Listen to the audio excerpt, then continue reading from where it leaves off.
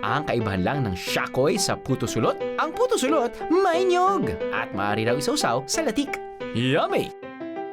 Pagkatapos ng pagmamasa, ilalatag na sa tray ang mga minasang tinapay. At saka ipiprito sa kumukulong mantika.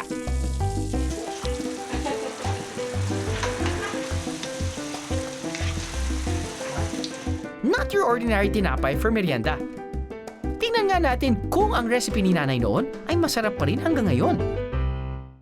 Okay! Nanay. Excited ako dito Ito po, walang sauce. Yan yung may sauce. Yeah, Oh. Ito po yung shoke. Shakwe. Shako.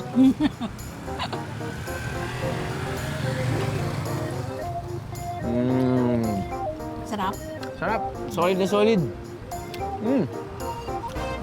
Shoke. Shoke sa all right. Sarap na. Ito naman ay, Puto sulot. puto sulot. Yan. Iba talaga pag bagong luto.